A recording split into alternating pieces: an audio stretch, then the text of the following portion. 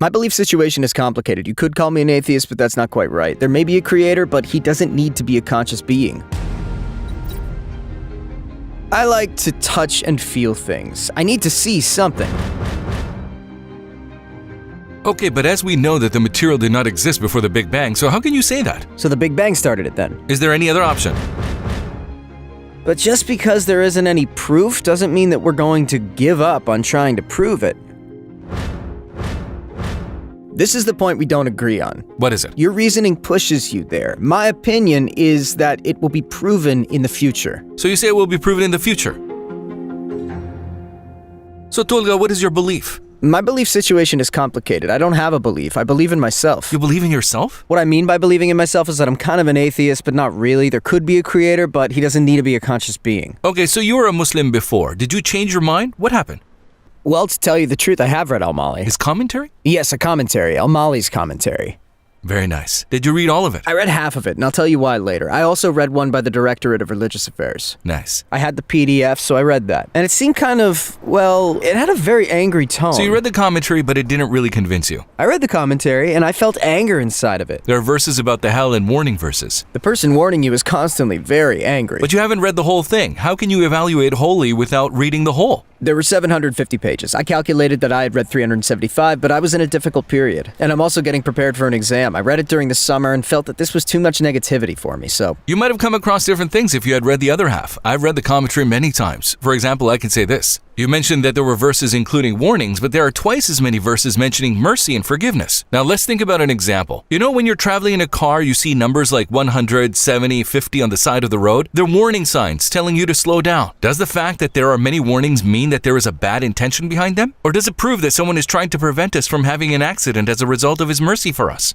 Does he want bad things or good things for us? I don't know. It depends. We can talk about this, about Islam and the Quran. But first, let's talk about the possibility of a creator. Does he exist or not? We need to evaluate things rationally, with reason and from a scientific perspective. Yes, for example, CERN. The CERN experiment. Exactly, they discovered a large two-dimensional particle. They are trying to. I heard they discovered it. So how could it transform from 2 dimensions to 3 dimensions? Well, some claim it's a game theory. They also have this idea of a machine, a quantum machine. So I thought, could that be the creator? Why not? They're doing things. For example, do you know what they're trying to find? They're doing research about the Higgs boson. They're looking into the issue of energy gaining mass. They actually call it the God particle. Actually, initially they called it the goddamn particle. They're not changing its name to keep it on the agenda. So they're doing research on the ability to gain energy and gain mass. That's what they're looking into. Great. I'm that kind of person who needs to touch and feel something. I need to see it. Why isn't it easy? My friend, I'm going to prove this to you with a very simple example. We have both a material eye and an eye of reason. What do I mean by this? Your material eye only sees what is there, but your reason does not see or evaluate it. Your eye of reason evaluates what it sees and comes to a conclusion. For example, when you look at the sun with your material eye, what color is it? Yellow. You can see that it is yellow. Our material eye says that the sun is yellow. But what is its real color? Science says it is white. Our mind makes calculations and considers the rays. So your eye of reason reaches a conclusion after considering the sun's rays. But when our eye of reason steps in, it says, hold on, we need to account for refractions. The actual color is white, and thus it finds the truth. So now we are going to think about another example in a truth. Imagine that you entered a room, okay? You look around, there's a 2-month-old baby. The baby's sitting in front of a computer. You see a program like GTA5 on the screen. There's an amazing code displayed on the screen, but the person sitting in front of it is a 2-month-old baby. So now your eyes tell you that the baby wrote the program, but your eye of reason says a baby can't do this. Why would I believe what my eyes say? If I look at the baby and he's holding his hands like this, then I would say he did it. But do you know why I'm saying this? Because there's no one else in the room, only the baby and the computer. There's a program as complicated as GTA5 displayed on the computer screen and the baby's in front of it. Your eyes say, oh, the baby did it, but your eye of reason says, hold on, a 2-month-old baby cannot do this. They're not really telling you this at that point. The information they're giving you is there's a baby in front of the computer. The reason your eyes tell you the baby wrote that GTA program is because your brain is telling you this. Would your reason say this? Would your reason say that the baby did it? Or would it say, wait a minute, it can't be the baby, there must be someone else behind this? What kind of characteristics should he have? He should be knowledgeable and living. He must have a will and power. In fact, let's do this. Let's make it a doll instead of a 2-month-old baby. A lifeless toy is just sitting in front of a computer. Then would we even need to talk about any possibilities?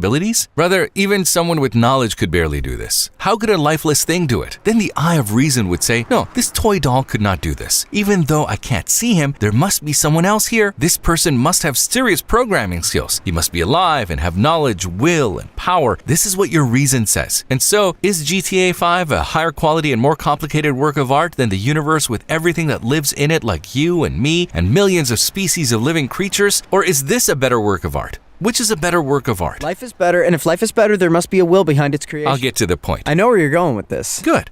I look at my eyes and I think they're a better work of art than GTA 5, and even GTA 5 has a human mind behind it. The universe that we humans live in is undoubtedly a more perfect and beautiful work of art. So if we say that the baby could not have written that program, then how can we say that there isn't a creator of this universe and the people living in it such as you and I? Do my eyes tell me that the universe is made up of atoms? Yes. But are these atom living things? No. No. So atoms who do not possess life, knowledge, will, or power have come together to produce people like you and I. How can we say that atoms wrote the program for living creatures like you and me who are much better work of art than GTA 5? Is this logical? Or should I say, brother, hold on a minute, a non-living atom cannot do this. There must be some kind of being with life, knowledge, will, and power behind this, even if I can't see him. See, I didn't even say God yet. We'll come to that later. Isn't it more likely that there is a being that possesses these qualities regardless of what you name it, like X or Y, etc.? For me to accept such a being, but it's not logical that that being exists. How isn't it logical?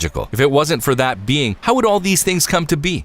Everything just fell into place. They just fell into place. Okay, it's not highly likely, but unlikely things do happen in the universe. We haven't even started talking about any possibilities yet. You need data to be able to talk about possibilities. Without data, we can't talk about possibilities. For example, why isn't there any data? Because if we don't accept a being who started all these things, there's no need to talk about data. Well, there were atoms, and there was a big explosion. Yes, the Big Bang. After the explosion, the universe started expanding. Okay. The universe has energy.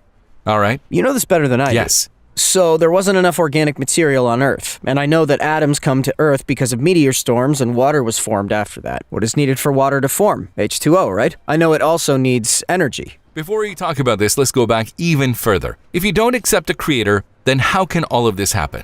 If there's no being, then how can existence come from non-existence? I would need a lot of knowledge to be able to answer that. When did materials form? When did materials Was it during the Big Bang? Okay, but if there were no materials before the Big Bang, then how is it possible? So the Big Bang pushed it then? Is there any other option? There must be another answer. Why wouldn't there be? Like what? Well, there's the antimatter theory. So you're saying it's a question of antimatter matter. Okay, I'm not an expert on the topic. So isn't this like say, man, just let it go, they know what they're talking about? No, we don't say they know better and give up. You're a clever guy, you've already stated a fact. You said the baby could not have done this. What else is there to say? Okay, there isn't any proof as to how life was created on Earth. You're right there. But just because there is no proof now doesn't mean that we will stop trying to find a proof. I'll give you an example now that will eliminate any possibilities. I have a sphere in my hand, okay? It has 100 white tennis balls in it. What's the chances of me pulling a ball with 1 on it out of these balls that are numbered from 1 to 100? 1 in 100. Okay, so I choose one. What's the possibility that I get a red one? That's impossible. That's impossible. But if I tried for 1 trillion years, would anything change? It wouldn't, right? Exactly. Why? Because there are no red balls in there. Just so, let's think of those red and white balls as atoms. Because those atoms are not living things, and no matter how much you try, you will not choose a ball that is red. You will never get a ball that is a living thing. In your example, the atoms have not come together to form life. That happens when the being you mentioned is involved. Absolutely. Is there any other way? Is there? Tell me if there is. If there was a kind of electrical force within the organic matter. What is the organic matter? Carbon, azote, oxygen, fluorine. Do they possess life? They don't. But if there were something to bring these together, something to organize them, there still wouldn't be life. Some kind of emergency outlet. Remember the sphere? There are no red balls in this sphere. Whatever atom you look at, there is no sign of life. So in this case, there is no room for possibilities here. There needs to be a being that has a red ball that has life and can give life. What I'm trying to say is when you think about a non-living being becoming a living being, science is at work, but there is also room for logic. This is where we differ. Where? Your rationale shapes your perspective. You interpret the balls turning from white to red as the work of a being. That's how you see it. How do you interpret this? Because I don't see any other way. Exactly. You don't see any other options. So what I'm saying is that the other option is, and I've said this 100 times before. You say something must have happened. Exactly. Something must have happened. I wish I had enough scientific background to be able to discuss this with you further, but I don't. My friend, I have discussed this with many people, and believe me, there is no answer. Like I said, you should use your own logic instead of talking to other people. Look at the data and try to come to a conclusion. But you can't get there. Your logic doesn't get you there because even when you look at the data, you can't reach a provable conclusion. You used your own logic, right? But you accepted it in the beginning, right? You said a toy does not possess any life or knowledge, can't write this GTA5 program. Think as much as you like, or don't think at all. It's very clear. So what I did there was to interpret what my eyes showed me in a logical way. Okay, so your eyes can be tricked, but your eye of reason says, no, it can't do it, brother. But the case here is not so simple. There are more possibilities. Even better, let go of the possibilities. I just said that there is no room for possibilities. Look, the life is perfect according to me and you. Even if it wasn't, is there something there? If something has been created, we need to ask who created it. So if there's something there, we're asking who made it. Whether you like GTA5 or not, I'm talking about the properties and capabilities of the being who must have created it. Whether you like GTA5 or not, the point is that the baby could not have written it. But the world is not GTA 5. It's even better than that. There is a programmer there. So then the world was programmed by... So what's your point then? Do you claim that the atoms did it, or is there a being who did it? Or are you going to say that it's the atoms? The point I'm making is this. Even though it's a low possibility, somehow there must have been a transformation from non-living to living. And I know that I'm not speaking very scientifically right now, but this is my opinion. I believe this can be proven in the future. So you can say it can be proven in the future? Thank you very much.